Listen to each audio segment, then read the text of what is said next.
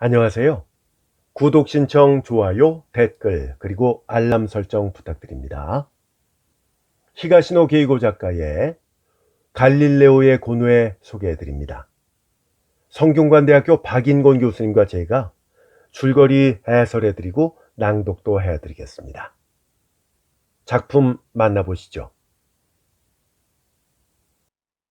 오토바이로 피자를 배달 중이던 레이지는 내리던 비가 그쳐서 다행이라고 생각하면서 한 아파트 입구 쪽으로 걸어가고 있습니다. 그런데 한 남자가 비가 갠지도 모르고 우산을 쓴 채 레이지 앞에 갑자기 나타나서 살짝 부딪혀요.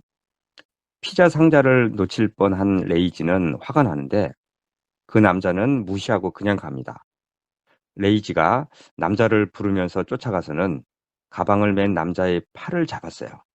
그렇게 그 남자와 말다툼이 시작되려는 찰나 눈앞에서 엄청난 일이 벌어집니다. 레이지가 남자와 말다툼을 벌이려는 순간 그의 시야 끝자락에 묘한 것이 움직였다. 검은 그림자 같은 것이 엄청난 기세로 위에서 떨어졌다. 그 직후 퍽 하는 둔탁한 소리가 들렸다.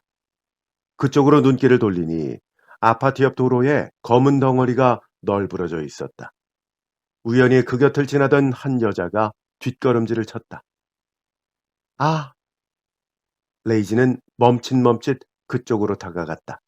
비명을 지르던 여자는 전봇대 뒤에 숨듯이 서 있다. 검은 물체는 분명 사람이었다. 그러나 손이며 발이 말도 안 되는 방향으로 뒤틀려 있었다. 검은 머리카락에 가려서 얼굴은 보이지 않았다. 안 보이는 게 다행이라는 생각까지 들었다. 머리 부분에서 진득한 액체가 천천히 흘러내렸다. 여기저기서 비명과 같은 소리가 들렸다. 버뜩 제정신을 차려보니까 주변에 사람들이 모여 있었다. 투신 자살인가? 누군가가 말했다. 그제야 레이지는 사태가 이해됐다. 와, 세상에, 이거 정말이야? 대단한 걸 보고 말았어. 속으로 중얼거리며 흥분했다. 이 사실을 동료들에게 이야기를 하면 얼마나 스릴 넘칠까? 가슴이 두근거렸다. 구급차를 불러 경찰에 알려 그런 소리가 들렸다. 주변 사람들은 시체가 떨어지는 장면을 목격하지 못해서인지 비교적 침착했다. 레이지도 서서히 마음의 안정을 되찾았다. 그러면서 자신이 소중하게 끌어안고 있는 물건이 있다는 사실을 떠올렸다. 이런, 배달부터 해야지. 그는 피자를 들고 달렸다. 이런 이제 엄청난 사건이 있고 난 후에 장면이 바뀌어서 우스미 가오루 형사는 베란다에서 뛰어내려 자살한 것으로 보이는 사건을 조사하기 위해서 아파트에 나와 있습니다. 여자 혼자 사는 아파트는 잘 정돈되어 있었어요. 베란다로 이어지는 유리문 곁에 청소기가 놓여 있는 걸 보면 아마도 그것으로 매일 청소를 했던 모양이에요. 단 하나 위화감을 주는 것이 있다면은 청소기 곁에 냄비가 떨어져 있다는 것이었어요. 음식을 만들 참이었는지도 모른다고 가오르는 생각했어요. 냉장고 문을 열어보았어요. 큰 접시에 담긴 토마토와 치즈가 맨 먼저 눈에 들어왔습니다. 화이트 와인 한 병이 그 옆에 누워 있었어요. 가오르 형사는 누구와 와인을 마시려고 했을까 하고 생각해요. 죽은 여성의 이름은 에지마 치나스, 30살이고 은행원이었어요. 함께 온 구산하기 형사는 혼자서 뛰어내린 것 같다고 말하는데 이 가오르 형사는 아파트 현관문이 열려 있었다는 사실로 미루어 보아 누군가 여자를 베란다에서 밀어버리고 도망갔을 수도 있다고 말합니다. 냉장고에 들어있는 와인과 안주를 보니 혼자 먹기 위해서 준비한 것 같지는 않다고도 말해요. 이런 얘기를 나누면서 현관문을 나오려 할 때 가오르 형사의 눈에 신발장 위에 놓여 있는 종이 상자가 눈에 들어옵니다. 갑자기 이 상자가 궁금해진 가오르가 열어보려고 하자 구산하기 형사가 함부로 손대지 말라고 해서 그냥 나와요. 다음 날 죽은 여자가 자살이 아닌 타살로 밝혀질 만한 근거가 나왔어요. 피해자의 머리를 내리친 듯한 흉기가 방에서 발견된 것입니다. 그 흉기는 다름 아닌 집안에 뒹굴고 있던 냄비였어요. 손잡이가 긴 냄비로 여자를 내리친 것이었어요.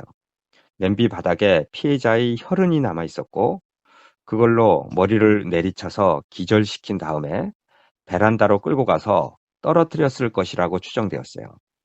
그리고 범인은 남자일 것이고 피해자와 아는 면식범일 것이라는 얘기도 나옵니다. 범인이 냄비에 지문을 지운 흔적이 있고 지갑이나 물건에는 손을 대지 않았다는 사실도 발견됐어요. 그런데 피해자의 휴대폰이 없어졌는데 아마도 면식범이 피해자와의 통화 기록을 들키지 않으려는 생각에서 가져갔다고 여겨졌어요.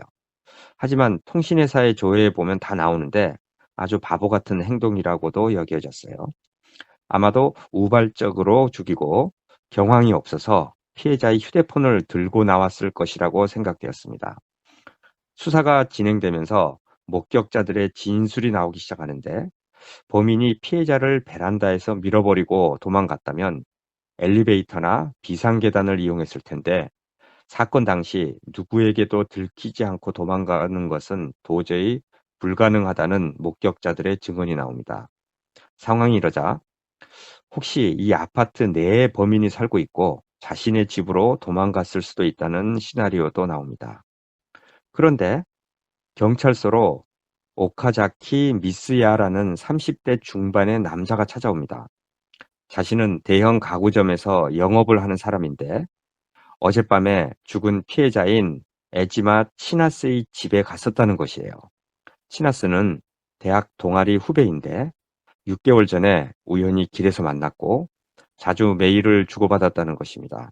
그리고 어제 치나스의 집에 간 이유는 그녀가 침대를 바꾸고 싶다면서 카탈로그를 가져다 달라고 해서 갔었다고 해요. 이런 중요한 증인이 경찰서에 나타나자 형사들은 긴장합니다. 구산하기는 증인인 미스야에게 여자 후배가 집으로 남자 선배를 부르는 것은 좀 특이하다고 하자 미스야는 그 전에도 소파와 테이블을 주문했을 때 그녀의 집에 가본 적이 있다고 말하면서 그녀와는 남녀 관계는 전혀 없었다고 말을 해요. 그리고 어젯밤 8시에 도착해서 40분쯤 이야기를 나누고 집을 나왔다고 얘기를 합니다. 이 말을 들은 가오르 형사가 혹시 집을 나올 때 현관 신발장 위에 놓여있던 종이 상자를 보았냐고 묻자 미스야는 기억이 나지 않는다고 대답해요. 그런데 구산아기가 미스야에게 사건에 대해 어떻게 알고 경찰서로 찾아왔냐고 묻자 그가 놀라운 이야기를 합니다. 사건에 대해서는 언제 알게 됐나요? 구산하기가 물었다. 뉴스를 본 건 오늘이에요. 그렇지만 사건에 대해서는 이미 알고 있었다고 할까? 사건이 일어날 때부터 알고 있었다고 해야 할까? 미스야가 말을 더듬거리기 시작했다.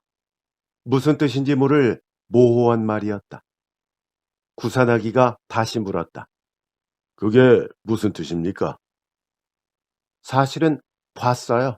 치나스가 떨어지는 순간을요. 에? 하고 가오루와 구산하기 형사가 동시에 소리를 질렀다. 치나스의 집을 나선 후 잠시 근방에 있었거든요. 다른 고객이 가까운 곳에 산다는 게 생각나서 인사라도 할까 하고 주위를 돌아다니고 있었어요.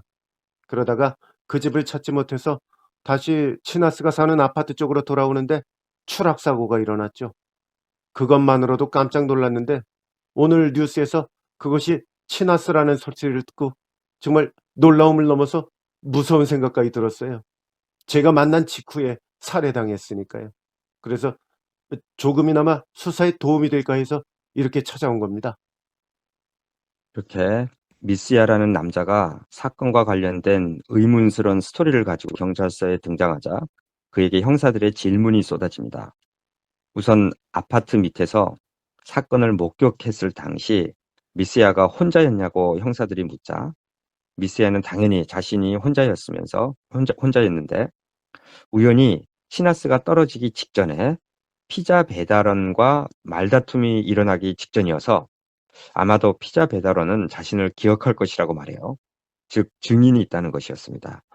미스야가 이런 중요한 진술을 하고 돌아간 후에 형사들은 모여서 회의를 합니다.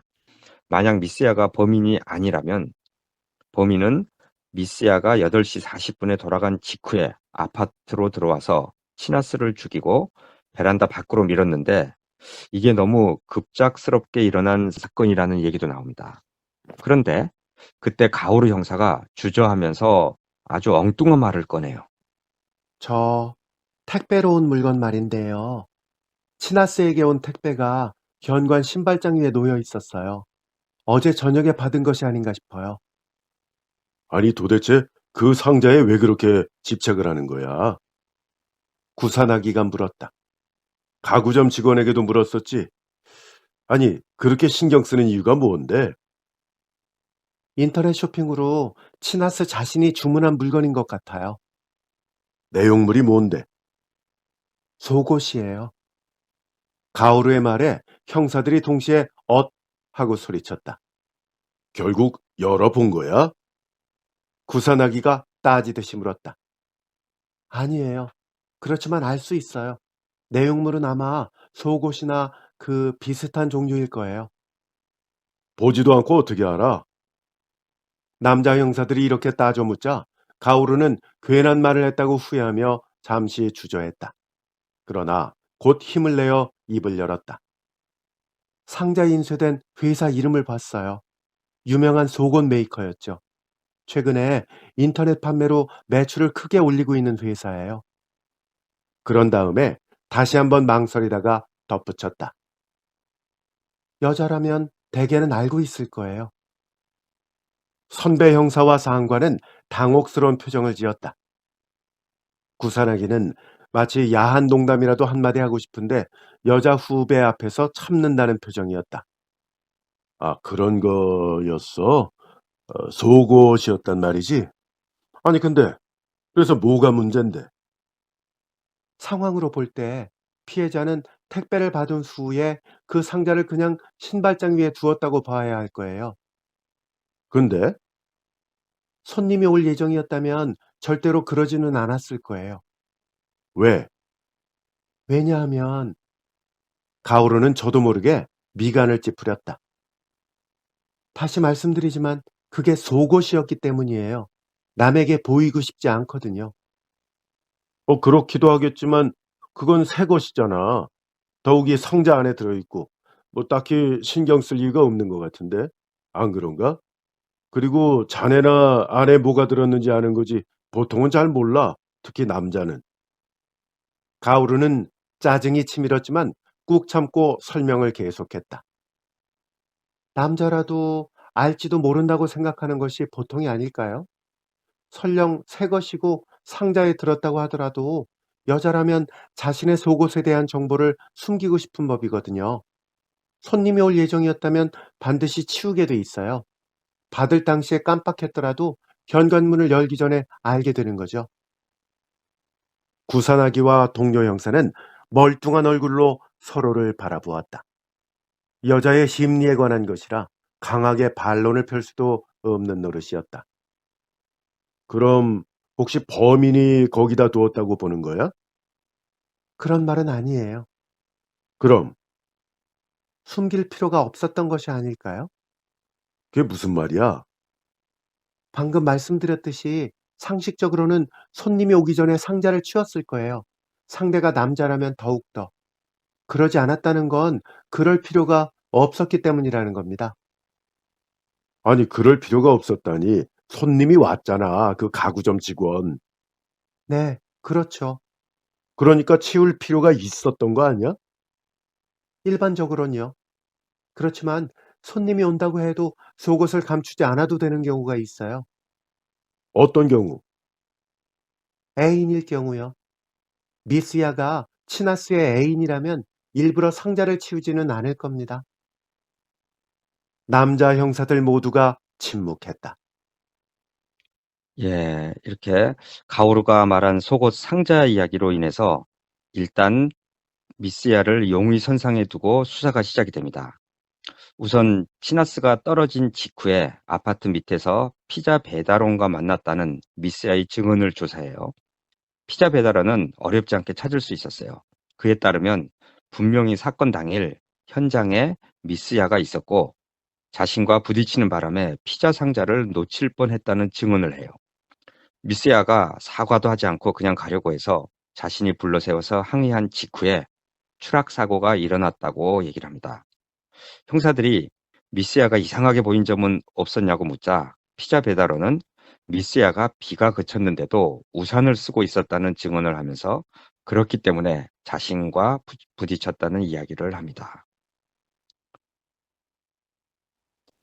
가오루 형사는 죽은 치나스가 근무하던 은행에 와서 그녀와 친했던 노리코라는 여직원에게 질문을 던지고 있어요. 노리코는 치나스에게 남자친구는 없었던 것으로 알고 있으며 결혼에 대해 부정적인 생각을 갖고 있었다는 얘기도 해줍니다.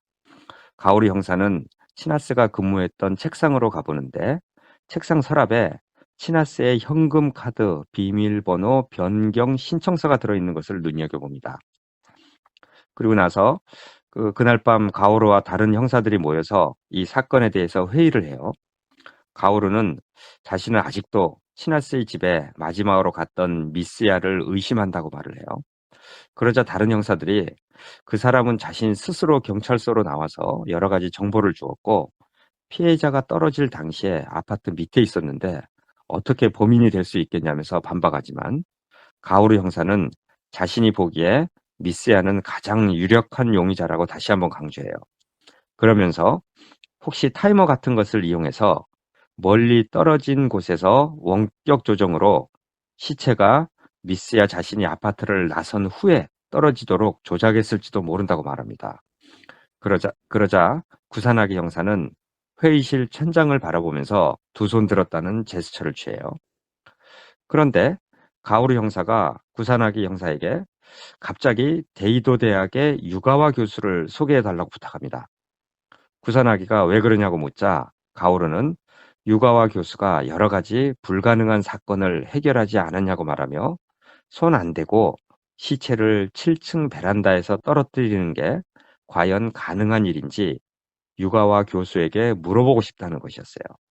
그러자 구산하기는 유가와 교수는 여러 가지 사정이 있어서 절대로 경찰에 협력하지 않을 것이라고 말해요. 그러자 가오루는 구산하기에게 이것을 한번 보라고 서류 한 장을 내밉니다. 가오루는 가방에서 서류 한 장을 꺼냈다. 구사나기가 귀찮다는 표정을 지으며 돌아보았다. 치나스의 책상 서랍에 들어있던 거예요. 현금 카드의 비밀번호를 변경하기 위한 서류죠. 아직 제출은 하지 않았지만 치나스는 비밀번호를 바꾸려고 그랬어요. 그게 어땠는데? 왜 변경하려고 했을까요? 뭐 누군가가 자신의 비밀번호를 알아냈나 보지. 그건 아닐 거예요. 왜 그렇게 생각하는데? 치나스의 비밀번호가 0829였거든요. 그렇기 때문에 그녀는 그 비밀번호를 그대로 둬서는 안 되겠다고 생각했을 거예요. 그게 무슨 말이야? 가오르는 숨을 크게 한번 들이쉬었다가 천천히 토해낸 다음에 말을 이었다. 미스야의 생일이 8월 29일이거든요. 뭐라고? 물론 우연일 거라고 생각해요. 치나스가 현금 카드를 만든 것은 미스야를 만나기 훨씬 전이니까요. 그렇지만 그 우연의 일치가 위험했다고 생각했다는 것 자체가 문제예요. 가령 미스야와 결혼을 하게 되면 카드의 비밀번호가 남편의 생일과 똑같아지는 거잖아요. 은행에 다니는 사람이다 보니까 맨 먼저 그런 걱정을 했을 거예요. 이야기를 듣고 있던 구사나기의 표정이 바뀌었다. 부릅뜬 눈에서 빛이 뿜어져 나오는 것 같았다. 가오루가 고개를 숙이며 부탁드려요. 유가와 교수를 소개해 주세요. 구사나기의 거친 숨소리가 들렸다. 그래, 한번 부탁해 보지. 하지만 소용없을 거야. 예, 결국 이 가오루 형사는 구산하기가 써준 편지를 들고 유가와 교수를 찾아갑니다. 구산하기의 편지를 읽어본 유가와는 미안하지만 자신은 이 일을 도와줄 수 없다고 냉정하게 거절합니다. 가오루가 머리를 조아리면서 부탁하다가 나중에는 따지고 들 정도로 도와달라고 하지만 유가와는 결국 거절해요. 포기하고 나오던 가오루가 혼잣말로 혹시 촛불을 사용한 게 아닌가 생각된다고 하자 갑자기 유가와가 관심을 보여요. 가오루의 말인즉슨 시체를 끈으로 묶어서 베란다에 매달아 두고 그 끈을 어떤 곳에 고정시켜 둔 다음에 거기에 촛불을 장치해 두어 초가 짧아지면 끈에 불이 옮겨 붙어 끊어진다는 방법도 있지 않겠냐는 말이었어요. 이 이야기를 들은 유가와는 한번 해보라면서 시크하게 이야기를 해요. 이에 가오루는 편의점에 가서 재료를 사서 치나스의 아파트로 향합니다. 그곳에서 끈을 수도꼭지에 묶고 끈 옆에 촛불을 켠 다음에 시간이 흐르면서 촛불과 끈이 만나게끔 설치해 두었어요. 잠시 후 촛불과 끈이 맞닿으면서 치직 소리를 내면서 끈이 끊어졌어요. 바로 그 순간 어디서 박수 소리가 들렸습니다. 깜짝 놀란 가오루가 뒤를 돌아보자 유가와 교수가 거실 입구에 서 있었어요. 수사에는 관심이 없었지만 실험에는 흥미가 생겨서 왔다는 것이에요. 그러면서 촛불을 이용한 방법은 틀렸다고 말합니다. 왜냐하면 촛불의 흔적과 끈이 현장에 남기 때문이라고 말을 해요. 그러자 가오루는 그렇게 잘 알고 있다면 미리 얘기해 주지 않고 왜 실험을 해보라고 했냐고 항의를 하자 유가와 교수는 이 세상에 쓸모없는 실험은 없다면서 일단 해본다는 자세가 무엇보다 중요하다고 하며 만약 가오루가 이런 실험을 위해 이 아파트에 오지 않았다면 자신은 절대로 수사에 협력할 생각을 하지 않았을 거라고도 말해요. 결국 유가와는 가오루를 돕기로 합니다. 가오루는 이 사건에는 이해가 안 가는 점이 여러 가지 있는데 그것들이 다 미스야의 알리바이 공작을 위해 만들어진 상황이라고 말합니다. 범인은 피해자의 머리를 가격했어요. 그것이 피해자를 기절시킨 정도였는지 아니면 아예 숨을 거두게 했는지는 모르지요. 하지만 어느 쪽이든 베란다 아래로 떨어뜨릴 필요까지는 없었다고 생각해요. 죽었으면 그냥 놔두면 그만이고 기절했다면 목을 졸라 죽이면 그만이죠. 체중이 아무리 가볍다고 해도 성인 여성을 베란다로 옮기는 것은 힘든 일일 테고 누군가에게 목격될 위험도 있었어요. 아무리 생각해도 범인에게 득이 될 게 없어요. 자살로 위장하려고 했다고 볼 수도 있지 않을까요? 구산하기 선배와 계장님의 의견도 그래요. 하지만 만일 그랬다면 흉기를 처리했어야죠. 다른 형사들은 당황해서 그랬을 거라고 하지만 범인은 지문을 지울 정도로 냉철한 면이 있어요. 맞지 않는 얘기예요. 하지만 피해자가 추락한 것만은 사실 아닙니까? 그렇죠. 그러니까 범인에게는 자살로 위장하는 것 이외에 또 다른 이유가 있다는 거예요. 그게 바로 알리바이 공작이라는 말이죠. 네, 그래요. 근데 엉뚱한 생각일까요?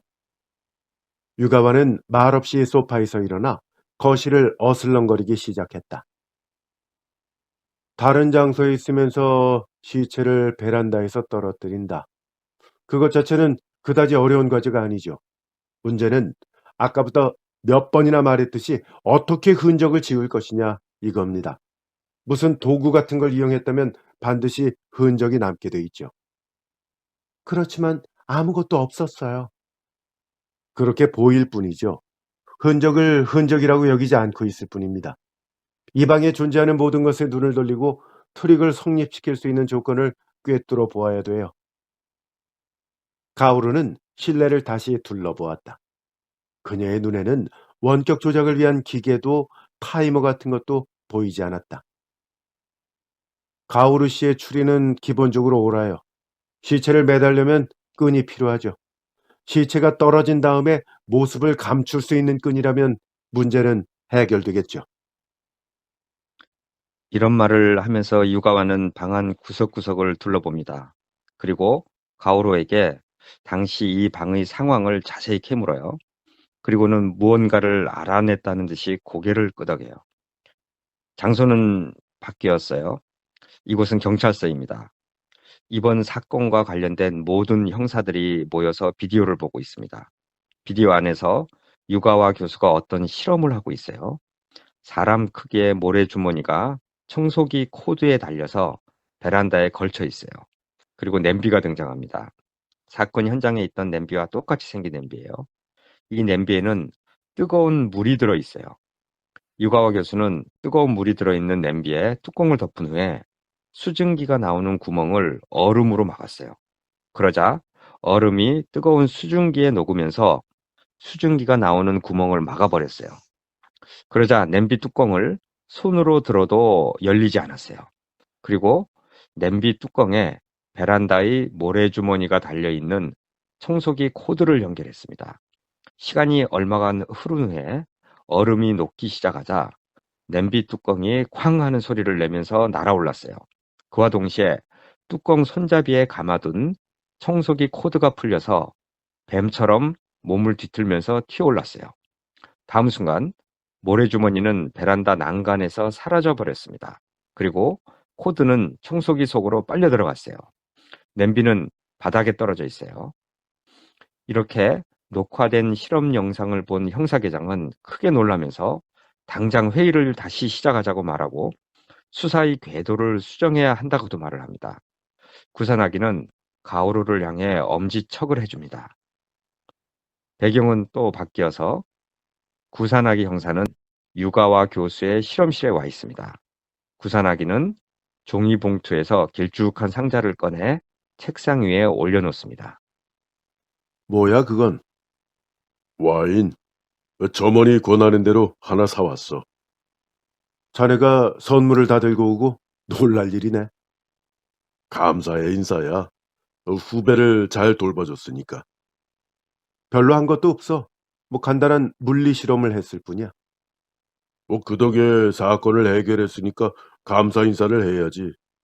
단 한 가지 애석한 소식이 있어. 내가 한번 맞춰볼까? 유가와는 가운을 벗고 의자에 앉으면서 등을 기댔다. 그 수수께끼 풀이가 틀렸다는 거겠지? 구산하기는 친구의 얼굴을 빤히 바라보았다. 아니, 알고 있었어? 나는 사건의 진상이 그거라고는 애당초 생각하지도 않았어. 단지 그 집안의 물건으로 시체를 떨어뜨리는 시한장치를 만들 수 있느냐, 그런 문제에 도전했을 뿐이지. 자네는 방금 애석한 소식이라고 했지만 애당초 나에게는 애석할 일이 없었어. 뭐 아무래도 좋은 일이야. 그 여형사가 어떻게 생각했는지는 모르겠지만. 그 친구는 좀 섭섭해하고 있지. 그럼 사건의 진상은? 자살이었어.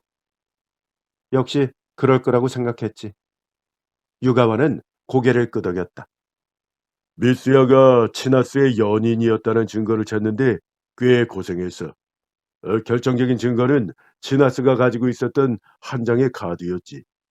조사해보니까 러브호텔의 멤버십 카드였어. 거기에 미스야의 지문이 묻어 있었어. 그랬구만. 그래서 미스야가 체념한 건가? 아니야, 사귄 건 인정했지만 사건에 대한 관련성은 부인했어. 피해자가 떨어지는 것을 목격한 자신이 범행을 저지른다는 것은 불가능하다고 말이야. 그래서 경찰은 어떻게 했는데? 반칙이긴 하지만 그 비디오를 보여줬지. 자네가 열연한 그 실험 비디오 말이야. 하, 미스야 그 친구 깜짝 놀랐겠네. 눈을 동그랗게 뜨더라고. 당시에 미스야의 표정을 떠올릴 때마다 구산하기는 그만 웃음을 터뜨리곤 한다. 이런 방법이 있는 줄은 몰랐다. 자신은 이런 거 모른다. 꽤 당황하면서 말하더군. 그러더니 자백을 했어. 때린 건 사실이라고. 그 스테인리스 냄비로 말이지? 구산하기는 고개를 끄덕였다. 미스에겐 말이야. 부인과 자식이 있어. 치나스와는 단지 즐기는 기분으로 만나고 있었는데 그만 여자가 심각해지고 만 거야. 미스야 말로는 자신은 그런 약속을 한 적도 없는데 어느 사이에 치나스 혼자서 미스야가 이혼을 하고 자신과 결혼을 할 거라고 믿어버렸대. 하긴 너 죽은 자는 말이 없으니까 진실이 뭔지는 알 수 없지만 어쨌든 그날 밤 미스야는 끝을 내려고 찾아갔는데 그만 만나자는 말을 듣고 치나스가 흥분을 해서는 당장 미스야의 집에 전화를 걸겠다고 하더래. 아, 그래서 이번엔 미스야가 흥분했단 말이지? 본인 말로는 너무 경황이 없어서 자세한 건 기억을 못하겠다더군. 여자가 쓰러지자 죽은 줄 알고는 도망쳐야겠다는 생각밖에 안 나더래. 아파트를 나서서 그 추락 현장을 보게 됐는데 떨어진 사람이 설마 치나스일 줄은 꿈에도 생각하지 못했대. 근데 다음날 뉴스에서 그 사실을 알고 사정을 이해하게 된 거지. 자신이 때려서 죽은 것이 아니라 그 이후에 뛰어내렸다는 걸. 우연히 피자 배달원과 부딪힌 일을 기억해내고는 자신에게는 완벽한 알리바이가 있으니까 괜찮을 거다. 그렇게 마음을 다잡으면서 경찰서에 출두한 거란 말이지? 그렇게 된 거야. 그랬군. 유가와는 빙긋 웃으면서 커피를 마셨다. 상해죄로 기소당할 거야. 살인은 무리고 그런 트릭을 사용했다는 증거도 없으니까. 그 트릭은 유가와는 커피를 마저 다 마시고는 빈 머그컵을 흔들었다. 무리야 무리. 실행이 불가능해. 구산하기는 조금 의아한 표정을 지으며 친구의 얼굴을 바라보았다. 그런가? 그렇지만 비디오에서는 물론 그 비디오에서는 성공을 했지. 내가 그걸 촬영하느라고 얼마나 고생한 줄 모르지. 10번도 더 실패했거든. 유가와는 크크거리며 웃었다. 청소기 코드가 제대로 빨려 들어가지 않기도 하고 냄비 뚜껑이 금세 떨어지기도 하고 아무튼 실패의 연속이었어. 가오루라고 했던가? 그 여형사 정말 참을성 있게 붙어서 실험을 도왔어. 근데 그 친구 그런 말은 한마디도 하지 않던데. 그렇겠지. 말할 필요가 없으니까. 제대로 된 결과만 발표하면 돼. 이 과학자의 세계에서는 그게 상식이야. 그 녀석 참. 뭐 어때서? 덕분에 사건이 해결됐는데.